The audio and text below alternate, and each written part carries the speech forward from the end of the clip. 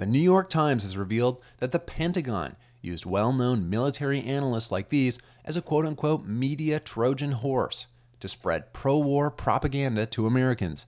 You met with Secretary of Defense Rumsfeld. Special briefing on Thursday, very interesting, a lot of good information, especially about post-Saddam, post-regime time. What are we going to do then? It's a very well laid out plan. As the administration's plan, or lack thereof, unraveled, another group of former generals began calling for Donald Rumsfeld's resignation. His response was to gather his own team of trusted analysts to the Pentagon, where they directly collaborated on talking points and strategy to revive public support for the war. According to transcripts obtained by the Times, many of those talking points later appeared almost verbatim on America's major newscasts. And this is just coming into CNN right now. The Defense Secretary Donald Rumsfeld has just wrapped up his meeting with retired U.S. generals. Our own military analyst, retired U.S. Air Force Major General Don Shepard, is fresh out of that meeting. He's joining us now live from the Pentagon. You ought to say, imagine an Iraq ruled by Zarqawi, one talking point suggested, with oil, money, sovereignty, access to the geographical center of the Middle East, blah, blah, blah. The message needs to be, imagine an Iraq. Imagine Iraq under the control of Zarqawi with another conveyor belt for tourists combined with oil and water and land and resources. Imagine the effect of that. That's the message that has to get out to the American people. Focus on the global war on terror, another talking point outline, and link Iraq to Iran. How deep is this Iran connection? Well, it's very deep, and Iran continues to get a free pass. I believe that Iran is now the #1 troublemaker in Iraq. Depict Iraq as a milepost in a continuum in a long war, another analyst suggested. Quote, if you paint it that way, then people won't look for terminal events. Are we making inroads in the war on terror?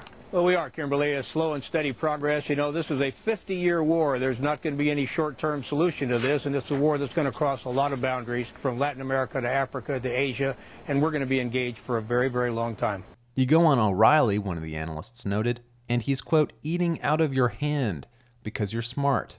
We appreciate you're plugged in, and I want everybody to know, General knows what he's talking about. The program involved over 150 analysts and every major news network.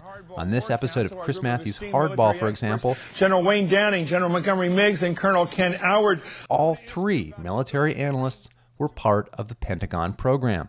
This analyst, Kenneth Allard, says he saw a growing gap between what the Pentagon was telling them and reality.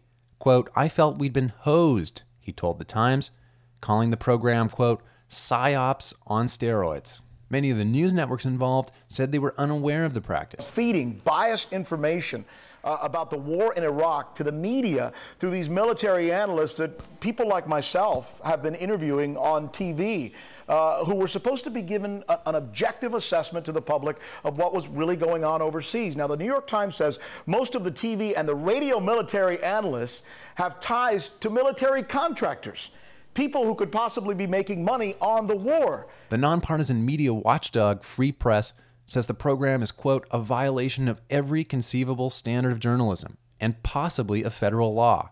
They're launching a major campaign to pressure Congress to investigate these military pundits and their hidden ties to the White House. You can join by signing a letter to your congressperson today to demand an investigation and stop the White House from forcing favorable views into our free press.